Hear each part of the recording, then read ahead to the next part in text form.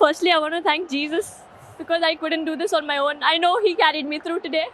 I want to thank my mom, my dad, my coach, and every single person who just believed in me throughout this time.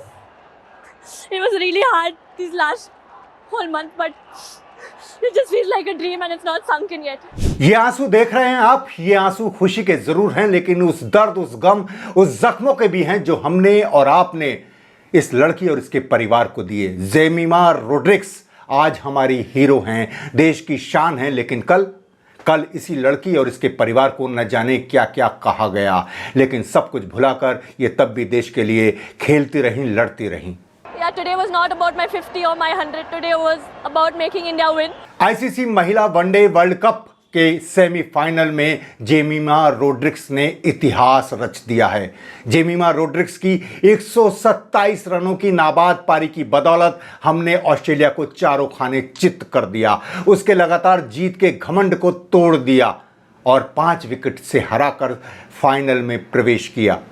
यह महिला one day world cup के knockout के इतिहास में भी एक बड़ा कीर्तिमान है, जिसमें इतना बड़ा स्कोर चेस किया गया। भारत की जीत के बाद जेमिमा रोड्रिग्स की आंखों में आंसू थे, कुछ खुशी के, कुछ गम के और कुछ उस एंजाइटी के जो हमारी वजह से उसे मिली। I was going through a lot of anxiety at the starting of the tournament and it was a lot, you know. Before few games also, I used to call my mom and cry the entire time, just let it all out. Because when you're going through anxiety, you just feel numb. You don't know what to do. You're trying to be yourself. पिछले साल अक्टूबर का यही महीना था जब मुंबई के सबसे पुराने क्लबों में से एक खार जिमखाना ने जेमिमा के पिता की सदस्यता रद्द कर दी थी।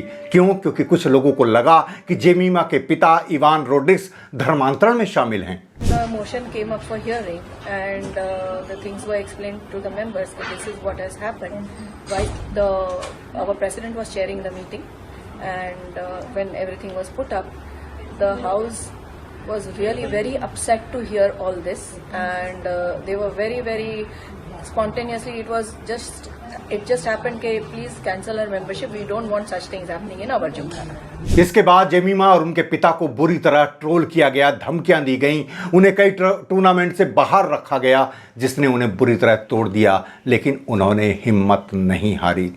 क्या आज उन्हें और उनके पिता को ट्रोल करने वाले, धर्मांतरण का आरोप लगाने वाले, सदस्यता रद्द करने वाले उनसे माफ़ी मांगेंगे? माफ़ी तो बनती है। मैं तो शर्मिंदा हूं इन लोगों की वजह से, इन लोगों की तरफ से मैं शर्मिंदा हूं और यही कहूंगा कि हमें आप पर गर्व है जेमिमा रोड्रिग्स।